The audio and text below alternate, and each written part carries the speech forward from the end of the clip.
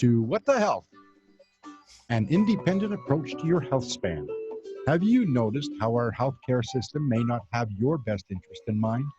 Join Dr. Eckel in this fun and sometimes disturbing exploration of the state of healthcare and what it means for you. Now, here's your host, Dr. Eckel. All right, welcome back, everybody. This is What the Health, and I'm Dr. Greg Eckel, and today I have my esteemed colleague and guest, Dr. Mary Kay Ross, and she is up to some amazing stuff. She's the founder and CEO of the Brain Health and Research Institute, BHRI for short. It's based in Seattle, Washington, and she's got a very interesting path to get there, which we will go through today. The Brain Health and Research Institute is partnered with the Institute for Systems Biology.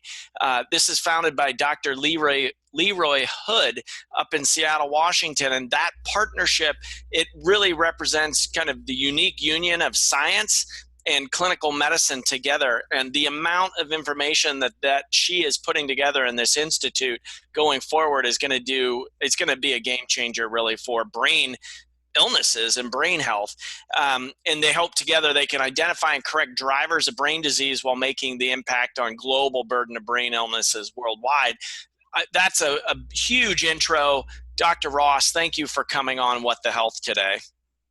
Thank you, Dr. Eckel. It's a pleasure to be here and just very excited about what we're doing. I am too. We had the pleasure, I had got to interview you for my upcoming Brain Degeneration Summit, and I'm so excited to really get into it here over the next hour. Brain health, brain illness, neurodegeneration, there's not been a lot of breakthroughs in recent past, but you've been involved with some of the major ones here. You were the past chief medical officer for Dr. Dale Bredesen, I think the inaugural chief medical officer. And you have your own health journey that kind of took you into functional medicine. And I'm excited to put this together for our viewers and our listeners, because this is, near and dear to my heart as well, of what we're doing in the world and, making a difference. And I really think, your partnership, I'm so excited to talk more about it. I got to make my way up to Seattle as well to actually, see what you are doing up there. So maybe talk about it. Let's hear about, what are you up to now? Like I'm going to lob you that big one, but I want to talk about, what is the impact you hope to make on brain health, brain illnesses on a global scale? Like, we'll just start at the big question, right? Let's take the biggest question, right? Yes, How do we yes. cure Alzheimer's? No, what we're up to here is we are actually trying to bring a program to people that they can get well with today. And we have to really talk about what that means. We don't have a cure. We definitely have treatments and an approach and program that changes their life. Alzheimer's has always been a death sentence, right? Yeah. So the way that it works today is you go and see the neurologist and he confirms that this is the diagnosis. Here's a pill, go home, and I'll see you in 6 months. Get your affairs in order. Mm. Well, I'm trying really hard to get rid of the stigma and to change the story, to rewrite the story. So I have patients, and it hasn't been long enough yet that I can say this with absolute certainty, but I believe they're going to die of something else. And to me, that's amazing, And it's huge. The program is a big program, so I kind of liken it to the iron lung. So, when you had polio, the iron lung could save your life, but it's an iron lung, and it's not like portable and easy, and it changes your life. So this program is not that easy now, although it is getting easier, but it's giving people quality of life back. It's amazing. Will you share some stories? Because I think a lot of folks watching, it's like one of the worst things that if you have a loved one, you watch them go through dementia, Alzheimer's, and there's been nothing up to this point. Now we've got kind of the Alzheimer's cure book. And I think you've shared some case studies that you've seen of people making radical changes in their life. Let's start with some stories, and then we're going to go into the details of your program. Okay, that sounds great.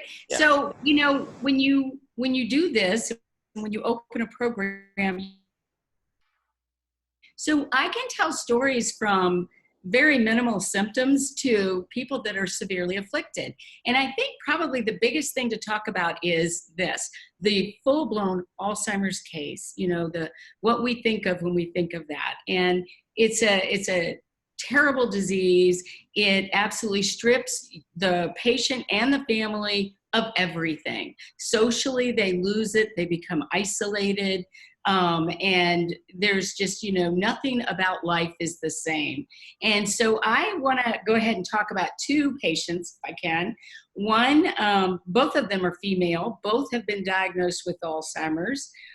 They're both in their 70s, and they had absolutely PET scan positive. This is important. Diagnosis, okay? And they had volumetrics revealing very low volume hippocampal volume, the memory center of the brain. And these patients now have been on my program for almost 4 years. And they both have had unbelievable results. So they both had their primary physicians, and then one of them, actually their neurologist as well, who's more of a conventional physician, have removed the diagnosis of Alzheimer's. Wow. They're not perfect. And they still are patients. They have to get up and do this program every day, and they still come and see me. But having said that, one is 78 years old. She flew from New York to Seattle by herself. And, she has aced all of her neuropsych testing. Her MRI shows reversal of some amyloid, and her volume has grown. So she's somebody who life is different. I hope that this patient will not die from this diagnosis, but, have another good 10 years. I mean, who knows how long she'll live, and we've restored all of the quality back to her life. She sits on committee, and you would never know. She doesn't want anyone to know. She is not one that wants to share this. She's single. She has a boyfriend of 20 years. He does know. But when I talk to her and I say, hey, I'd love for you to fax me this or that, she said, I don't want my assistant to see the results of this test, because it was back when she was, having big problems. So this is something we really believe we can turn around. Wow. So 78. So let's talk about that. So what, so we can avoid it as well. We can definitely avoid it. I believe that. So in that case, for 78-year-old, how long did she have the diagnosis? Well, so she believes that she can remember having memory problems for 10, 15 years. And actually looking back, and we're writing her case up, so it's going to be published soon. So looking back over her case, she went to Canyon Ranch and had some neuropsych testing in a program that she went to. It was abysmal. And she also, because of her memory, forgot she had it done and didn't follow up on it. Wow. Yeah. And so then when things, presented again, and they had reached that crescendo where she had to seek more help, they asked her about it. And sure enough, she had the testing and was told to follow up, but never did because she forgot. Wow. And did that start so that might have started for her in her early 60s, eh?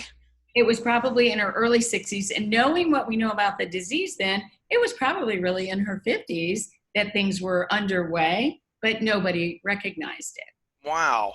So a lot of times, I'll see patients coming in, and it's of concern for most 40 and 50-year-olds, right? Because they're seeing their parents go through some memory loss of what is getting dubbed normal aging. But I really, for folks that are watching What the Health They Know, that there is nothing normal about that, right?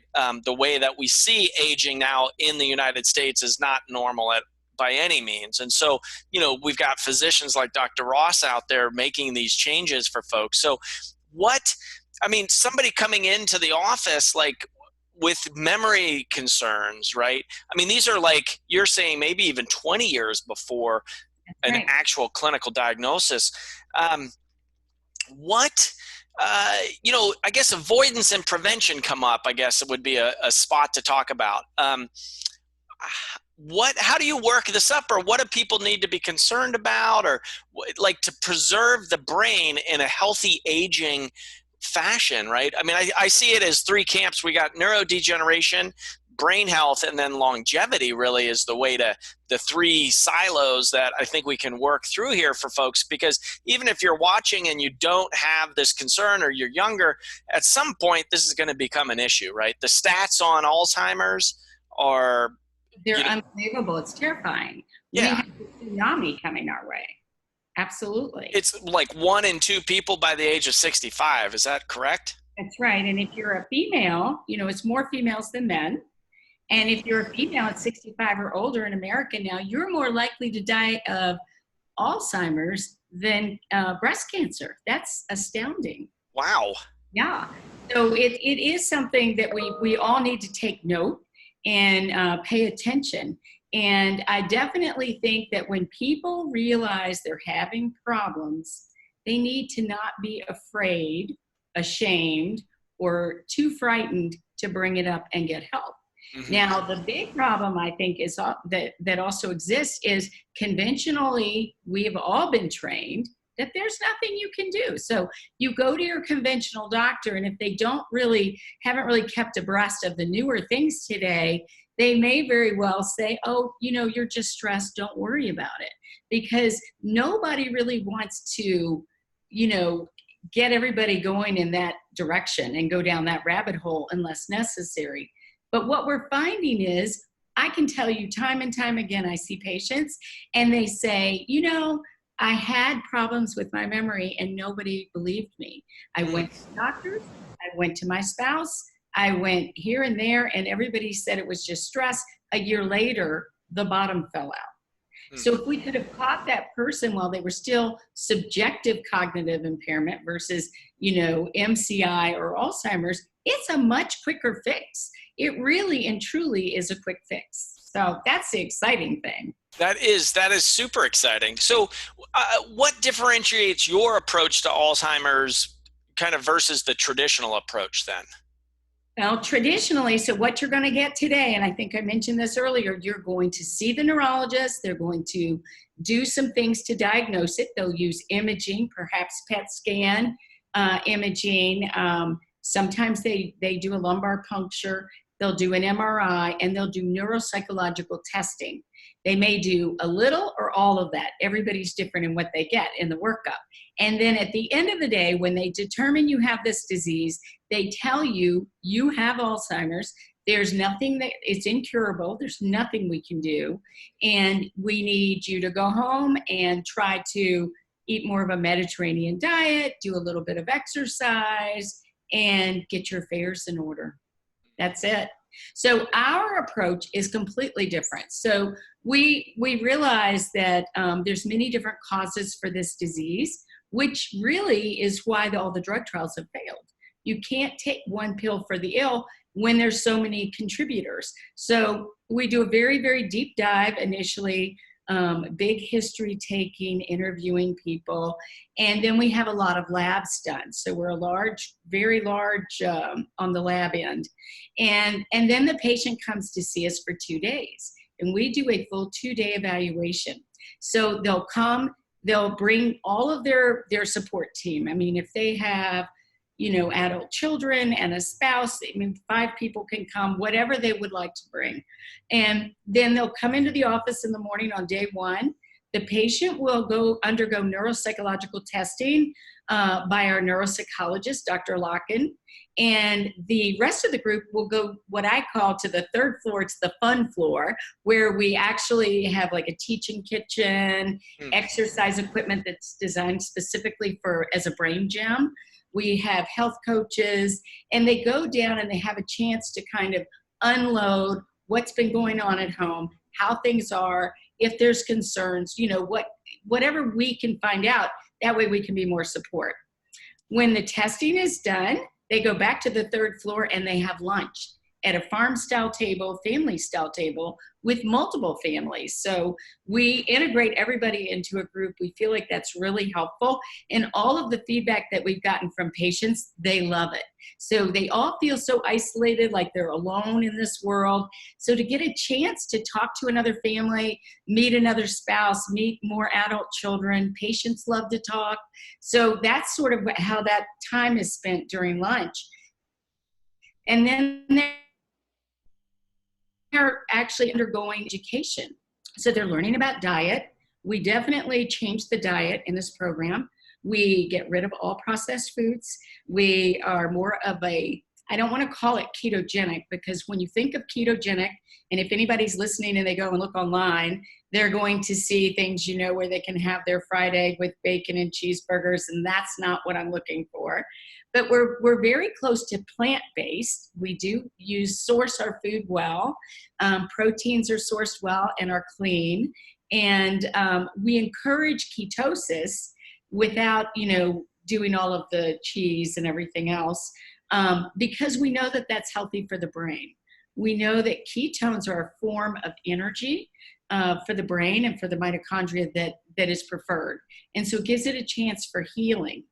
We also encourage intermittent fasting, and we change our fasting times and style to match the patient's genetics and their labs, as well as their weight and BMI, because, you know, some people really lose a lot of weight, and that's not healthy either.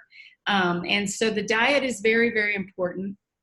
Exercise is very important. We actually are taking, and this is interesting, and I think it's one of the first places in the world to do this, we're taking the neuropsychological testing, and we have help from a wonderful exercise person that can take that information and incorporate it into the program for exercise. So we have what's called a Smart Fit program, and it's really a piece of equipment that integrates cognitive skills with exercise.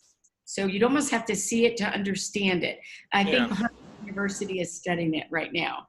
But we know that if you're challenged with a cognitive test, and you're also trying to adhere to exercise, it's going to increase your BDNF even more. Your brain-derived neurotropic hormone. It's your growth hormone for the brain. So we know that that's going to help that much more. So we do that as well. We have mindfulness that we work on, and we're very big with devices. We love to give ways to track things and keep data, because we do have a relationship with ISB. So everything we do is pulled into big, dense dynamic data clouds, and studying everything. Well, so that was so much information. I love it. So let's go on the data collection piece, and then I'm going to circle back around, like what people, like if people have concerns with some early cognitive decline, or, you know, catching this early for folks. But on this, I'm fascinated. I want to kind of geek out on that data collection piece, because that seems like, you know, you guys are creating like a neural network up there of information, right? So talk about this connection with the Institute for System Biology. So how did that come about? Like, how are you guys doing? What is that? What is that? So here's what it is. It's exciting. So when I worked with Dr. Bredesen, I actually had a chance to build a relationship with Leroy Hood and Nathan Price and Jim Heath at the Institute for Systems Biology. And so when I left MPI, Dr. Bredesen's company, they felt that it was really important to be able to blend this clinical medicine piece that is so critical with the science. So I'm their living lab is really what it amounts to. And so every patient that comes in is consented. And unless they don't want to be, but I've not met that person yet. They're all very excited about the science. And so we have a longitudinal study that's going on, and they're just in my program. Every piece of data that we have, so, you know, all of the blood work, so we probably, I'm ashamed to say it, but it's true, we probably have 28 vials of blood drawn when we see them initially. So we're looking at genetics, we're looking at metabolic things, we're doing a deep dive. And then we also have blood banking going on. So, we have worked out a deal where ISB can then pull off of a couple of vials at the time of blood draw, and it's biobanked so that we can do a full omics of all types on patients. Wow. And then they have an AI, the ability to use an AI to look at the dense dynamic data clouds and really layer things up and determine what are the drivers, what's working for each patient. Can we typify things? Can we remove some things from the program that will make it a little bit easier for some people? All of the rest of the data are things like Brain HQ, and Yes. And we use an Aura ring and Muse headband, everything. I know I have mine charging. So, but all of this is just data because it's so important. That is awesome. And so it's a dynamic program. So as you are finding any trends, it's just getting fed back into your clinic where you're changing it up to make it efficient, really have I call it moving the lever. Like, what's the biggest lever you can push on to get those results? That is like, this really is the future of medicine. So total kudos from me. I'm so excited to see what you guys are creating, what comes out of that, because that is, from all of the imaging, all of that getting put into the AI, that is the future of learning right there. So exciting. I really got to get up to your clinic to check it out. For you too. Yeah, it is exciting. It is. So with, boy, there's so many places to go. I'm very excited about this. Let's circle back to the one piece that and then, there's so many I'm so excited.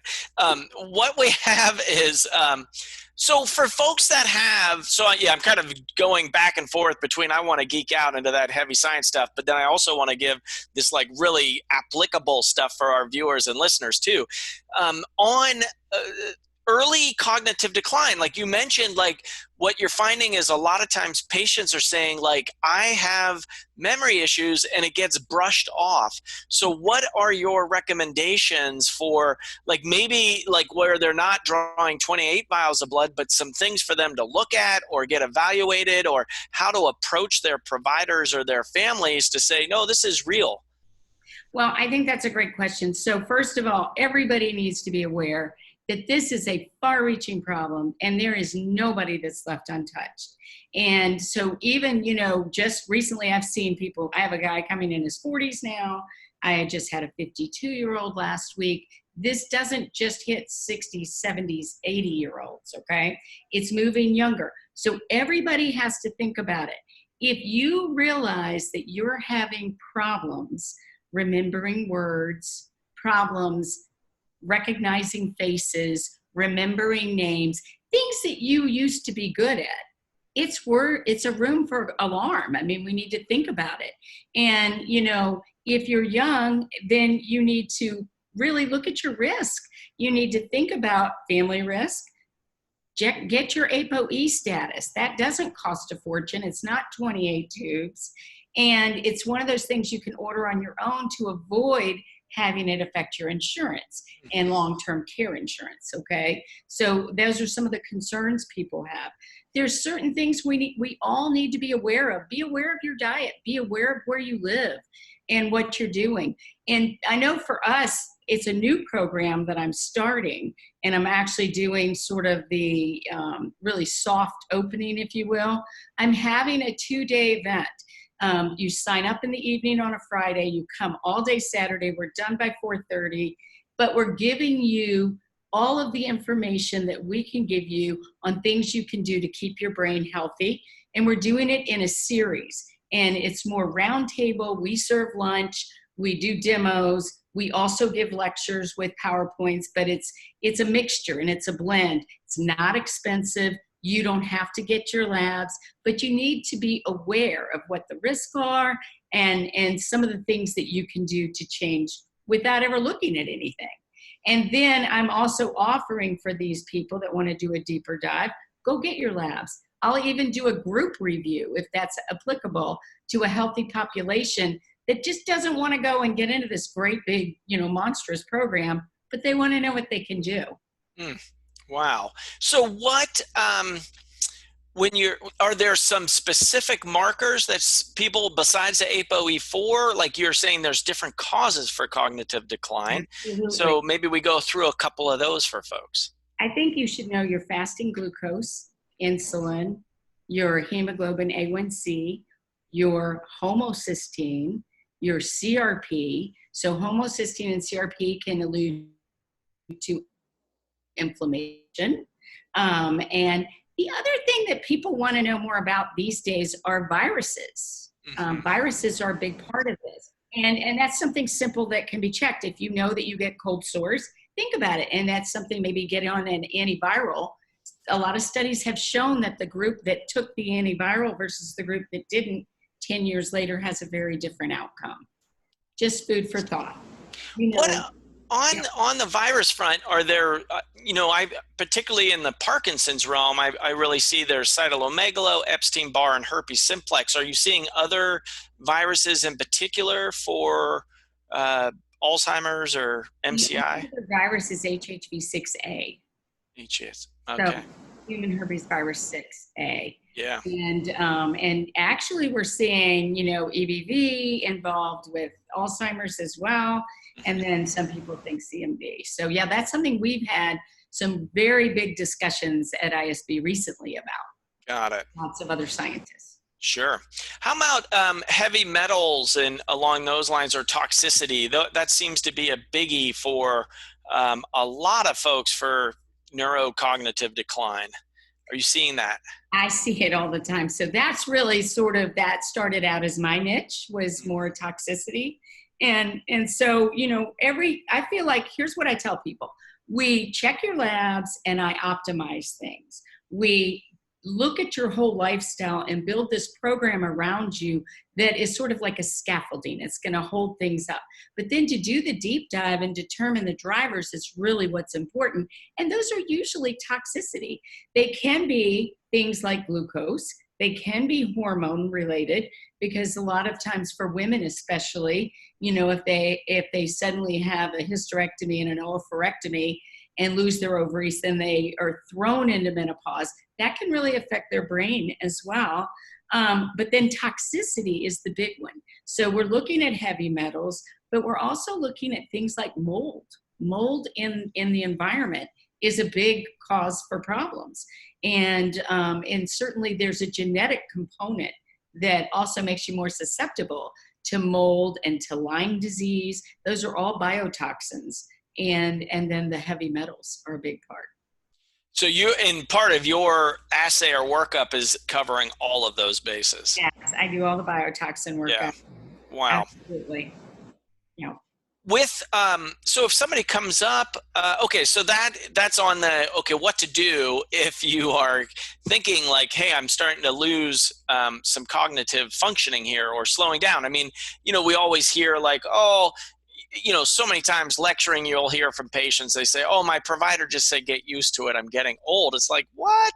How, what are you talking about?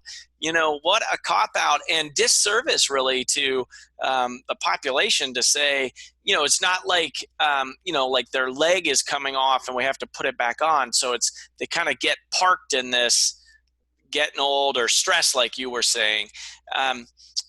So that was on the workup for folks. And what about, so prevention, you're saying, is so important yet so hard to do.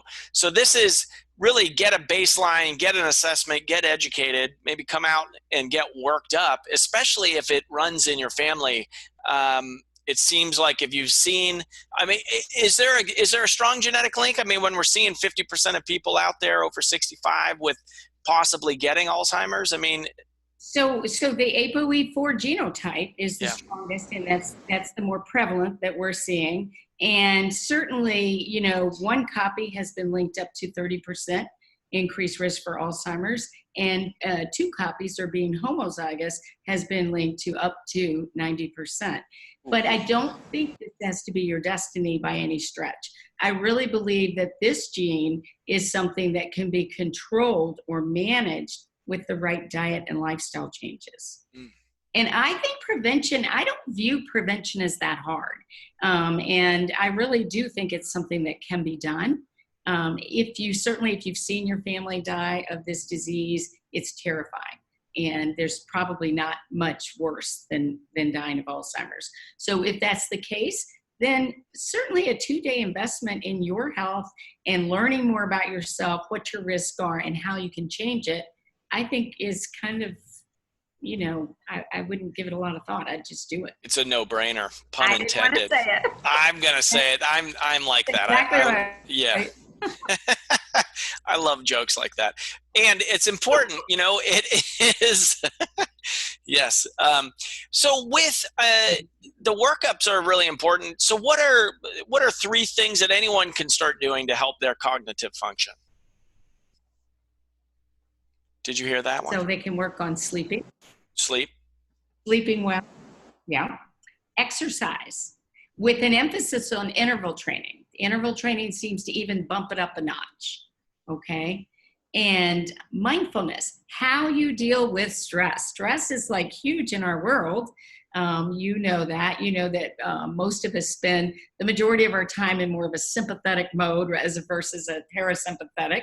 So we're always in that fight or flight and running around trying to keep up with our schedules and what we have going on. And so I think it's really important that everybody take the time to practice mindfulness. And then certainly if you have big stress going on in your life, you need to really work on how you handle that and how it handles you, so to speak.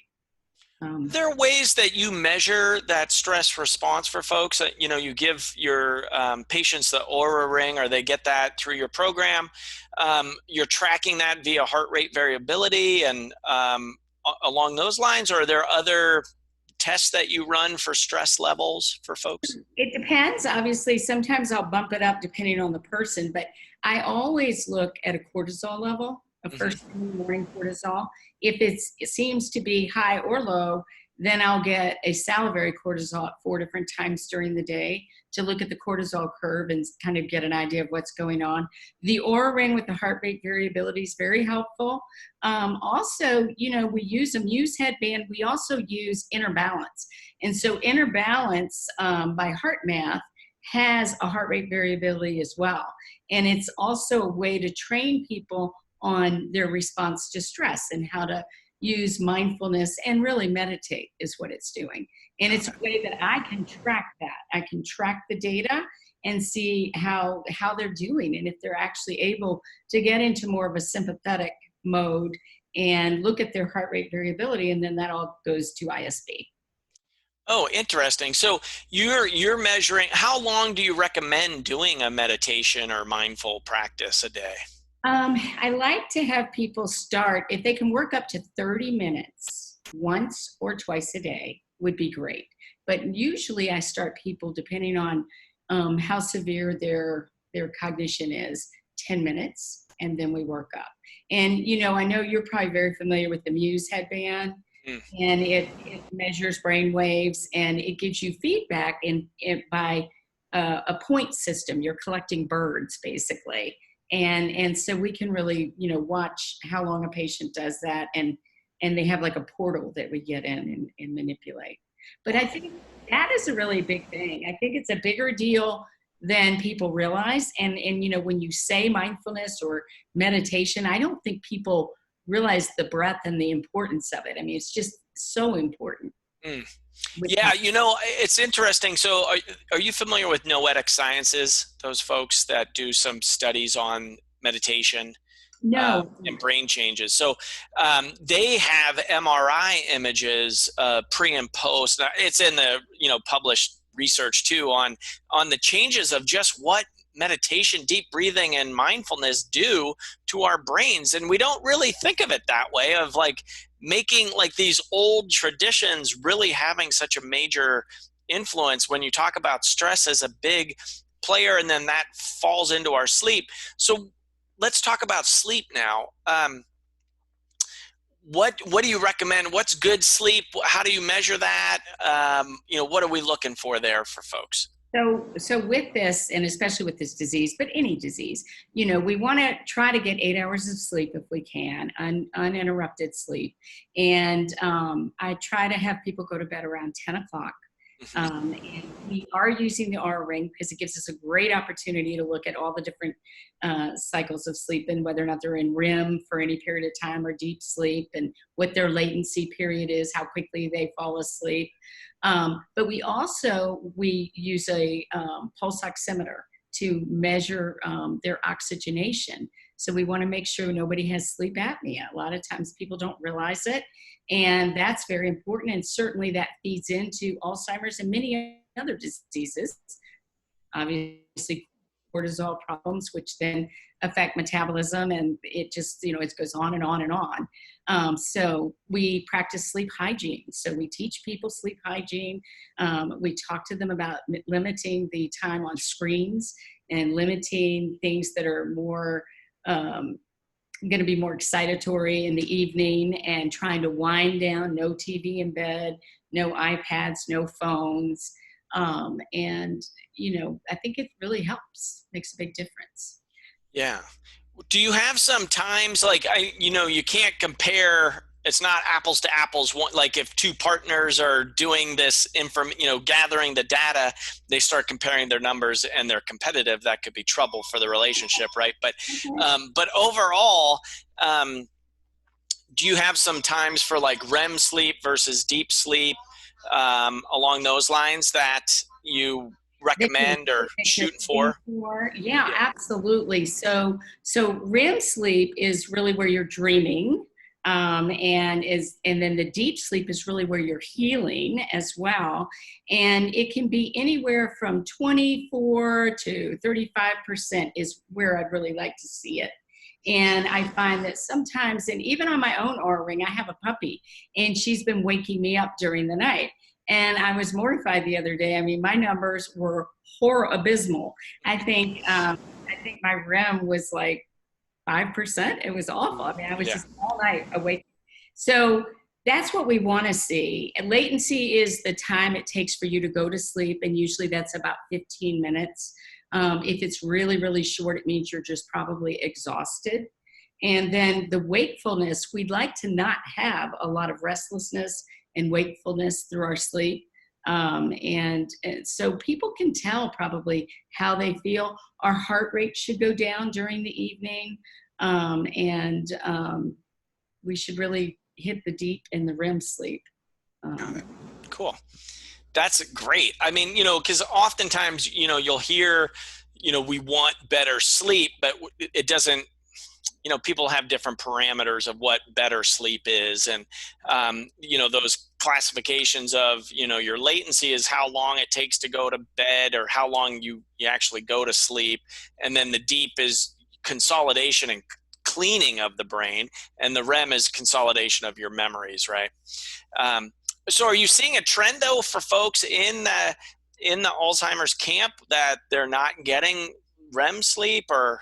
I am actually, yes. Yeah. And we haven't been using the Aura Ring with our patients long enough to really get a large amount of data. But yes, that's initially what I am seeing is there's very little REM, if any. And then the deep sleep's not terribly long either. Got it. Yeah. Wow. So what, let's talk specifically about your program. So people wanting to tune in and they know, like, I got to go see Dr. Mary Kay Ross and get this evaluation. They come out for the week, kind of the 2 to 3 days in Seattle with you. They get the deep dive, the information. They're taught on exercise and diet and cleaning up their environment.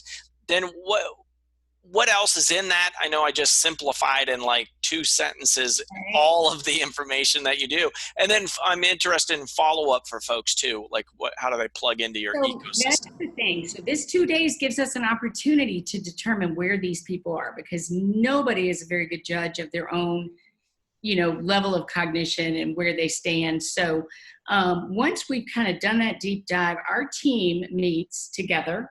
And we all talk about what we found and what we think would be good. And we have different programs with varying amounts of support They also include the different devices. So everybody's, they're given a via light gamma, neurogamma, which I think is a great device. So we give them what we think they need, and then they're scheduled for visits. And we've kind of made the agreement that we're in this for success. And we realize that people, if left to their own devices, they'll eliminate things or add things or do things at the wrong time. They'll procrastinate. Imagine that. And so what we do is we plug them into a program that gives them automatic visits with the doctor, visits with the neurologist, visits with the exercise person, visits with Carrie Mills, who is our health coach. We have a chef that works with us. So we mix it up. But they have regular visits. So they'll meet with me, for example, every 6 weeks for a year. They'll meet with our health coach every week, regardless. She's in their life every single week. If we hear that somebody's depressed, we add the neuropsychologist. We just do whatever it takes to support. Oh, that's awesome. So is it typically a year-long program with renewals, or how does that work for folks? It's a year-long with renewals. We have a few 6-month programs, and usually those are for people that want to see if they can, downsize in 6 months or upgrade or whatever. Some of these patients have been in my program for 4 years. I have several patients, almost 10 actually, that have no longer need the amount of care that they were needing.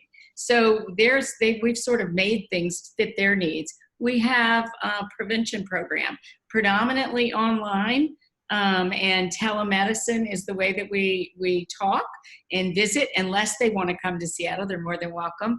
But we still do a full evaluation, put everything together for them, and walk them through a year-long program. Wow. That's awesome. Yeah. I think to provide that much support, which is very necessary. And then I'm guessing you've got a care for the caregivers piece in here. I do. So it's really pretty interesting. We have a group that we put together, and right now they're meeting in Seattle every other Friday at our office. And they have a standing lunch date, and they do things. And because the caregivers become so incredibly isolated. So we were just talking about possibly the caregivers really need to get out together without the patient. So we're probably going to come up with a plan maybe once a month where we have the patients come in and they'll all feel that they're volunteering, and we'll have some volunteers in there with them, and we'll have something that we'll be doing on the 3rd floor, which is really an open area for lots of activities, and give the caregivers a chance to get away by themselves. But right now they're meeting with everybody. So it's the whole group. And now we're starting to Zoom people in, and then we will probably go to Facebook and give a platform where everybody can sign up around the country. Got it. Oh, so for community that way. Yes. Yeah. Oh, this is so exciting. So I guess what would be the next steps for someone if they or one of their loved ones is suffering with AD, Alzheimer's disease or cognitive decline? What would be their next steps? Well, they could contact us, and then we would get information to them. Carrie Mills is the one that actually would call them and talk to them and explain our process. We would do an intake call if they decided they wanted to come see us, and that would be with Dr. Locken, and it would last for about an hour and a half to 2 hours. And then they would come, and they would have their 2-day visit. We, as a next step, are actually looking at an inpatient facility. I think I may have mentioned this to you before, but it's getting closer. And so it's something that we're really seriously looking at. And it's not to house people for long periods of time. We see this as an opportunity to do some intensive things with people that maybe it just can't get done at home for lack of support. And then they check out and go home. So I don't think that's ever happened. So it's kind of exciting. Wow, that is really cool. Will you, in that facility, are you thinking of like doing intensives like IV therapy and hyperbarics, like treatments like that, or? I would love to do that. So in the past, I've always done IV therapy. We're not doing it right now in my office, but it's because of the location. So yes, that would definitely, we would have an IV lounge and hopefully have some hyperbarics nearby, if not on site. Yeah. Awesome. Wow. So what, you have a book coming out maybe in 2021. What is that on? So the book it's on Alzheimer's, and it really is a way for the reader and for people that really need help, that maybe they can't access all of this or put this all together in their life today. It's basically me taking you by the hand and walking you through this process and walking you through what's going on with you, the symptoms, how can I help you find the causes, and more importantly, what can we do to treat this and to help you avoid the end result of this disease. Wow. And do you have a launch date for that, or roughly? I think it will be roughly in the beginning of 2021. Great. And so you'll even have more data to put in there from this next year of practice. How many people are on your team up there in Seattle? So right now we have 5 full-time, we have a part-time person, and we have a new exercise person joining us. And yeah, so we'll have 6.5. That's cool. So talk to me about that exercise component. So you're finding that it's the high intensity, the interval training, but there was some system that you brought up there. So there is, and I'm not great at explaining this, but for exercise people, they understand that there is a neuromechanical quadrant that they look at. And there's 4 different quadrants, obviously, in the neuromechanical, and then there's a metabolic. And so one of those is like the HIIT program. So there's different ways of exercising. You have high intensity, low intensity, exercise with load or without load. And then even, your exercise that you do around the house, just walking and doing daily chores. So we actually take the literature that's been studied thus far on exercise with cognition, and we break it down into ages and gender specific. And it's, and then we look at the neuropsych testing. So if there's a domain that you're doing very poorly in on your neuropsych testing, and we can then cross-reference that to the literature and see that, for a 48-year-old male that has this problem with executive function, if he does this exercise, it is the fast track to getting his cognition back.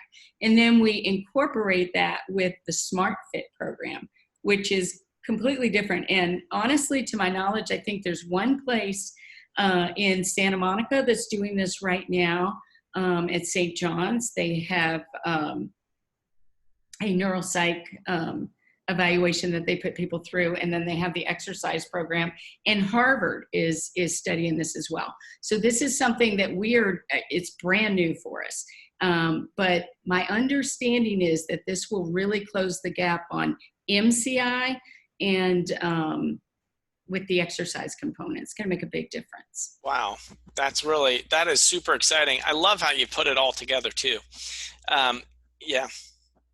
On the early, are you getting any early data out of the machine, so to speak, out of the AI? Like, has it informed or changed your practice thus far?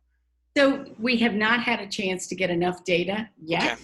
And it's been more of an IRB. Our IRB is approved, and then we've had to change our things. But I think it's forthcoming. We have the data. It's anonymized and being sent over there.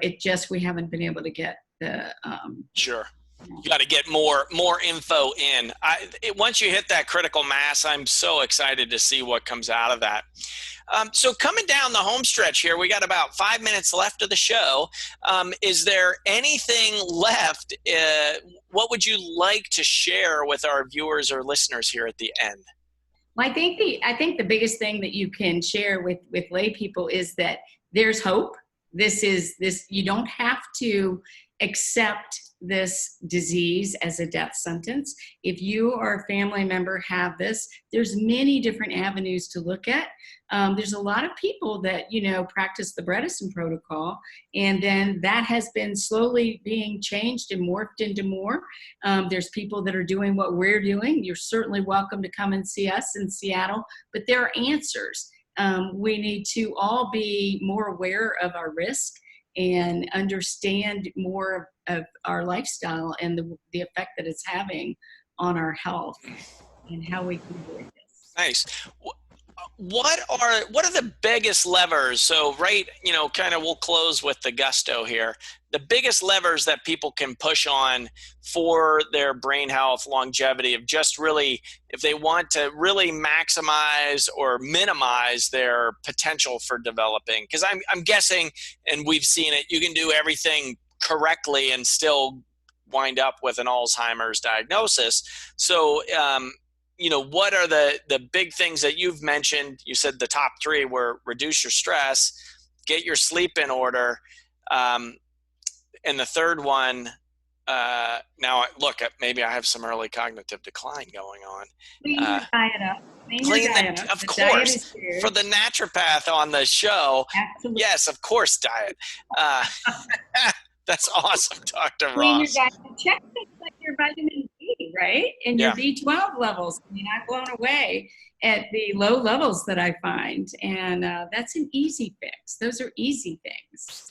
Are there some specifics that kind of can get blown off in a general practitioner's office? So that B12 component or comment really brought it up for me.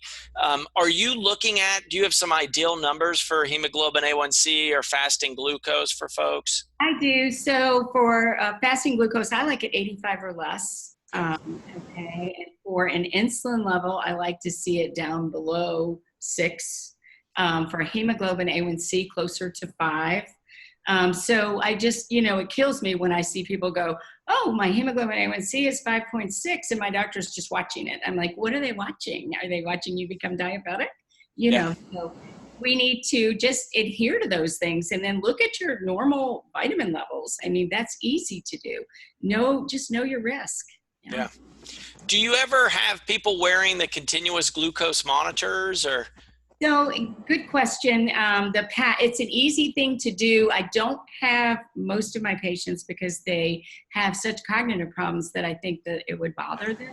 So we use just a ketone machine, keto mojo machine, and I have them check it 3 times a week at 3 different times, like in other words, morning 1 week, afternoon the next, and before bed. And then we just take the data and we manipulate the diet. Got it. Cool. And are they plugging that in online then, or how are they doing that for you? Like, how are you collecting that? Well, they're sending it through their portal to me. Okay. Got it. Yeah. Well, oh my gosh. So this is phenomenal. Where can people find you online? So we're at brainhealthandresearch.com. We also have a Facebook page. Perfect. And I'm going to put those links in the show notes for folks so you can find her there. Please give her a look-see. I think we're coming down to the end here. Again, this is What the Health. You've been watching. This is Dr. Greg Eckel, my esteemed colleague and guest, Dr. Mary Kay Ross. And we have been talking brain health and what you can do. Please share this information with your loved ones and your families.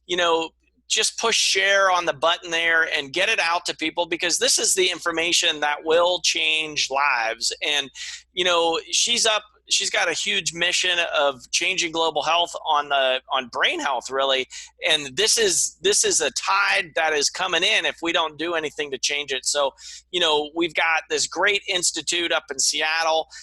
Dr. Ross, I really appreciate you coming on the show and sharing this information with our viewers and listeners.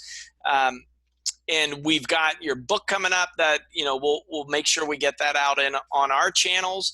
And we'll be making the referrals up to Seattle. I'm coming to check it out up there. And then, okay, so in the last 2 to 3 minutes here, for you, Now, very personal question. What do you do for your life? So you're seeing these patients with mild cognitive impairment and up into Alzheimer's, and you've been the chief medical officer for Bredesen's work for, you did that for 3 years. What does Dr. Ross do what's your kind of routine, or what are the things that you're sticking with here? Well, I do try to watch my diet. It's not perfect, but I'd say most of the time it's pretty doggone good. I try to meditate, take a little bit of time to exercise. I don't exercise as much as I'd like to or should. We get a massage every week. I think that's important. And just take the time for yourself. Awesome. I do take supplements too. I forgot that. Yeah. Okay. Large, lazy Susan full. Lovely. Yeah, it's the doctor's dilemma there, I think, on that front. But, it is really important. It's so funny. I talk to my patients every day about their diet. We're doing diet diaries and looking at that. And, we talk about the different regimens that you should be on. It's almost like I need to hear the message. So I keep saying it over and over and over again for my patients. But, it is something to strive for. The way I talk about it is like, it's kind of like nirvana. Everybody's striving to get there, but few attain it. And so it's a continual work in progress, being nice to yourself, but also making those changes. So I really appreciate you sharing that with us. I'm sorry to put you on the spot, but I did. All right. Well, I want to thank everybody for tuning in to What the Health. This is Dr. Greg Eckel. We are on Contact Talk Radio from 2 to 3 on Tuesday afternoons. Please tune in, share us. If you like the show, please give us a review. Would love to see some more reviews out there so we can help us get this word out to your loved ones. So thanks for tuning in, everybody. Thank you.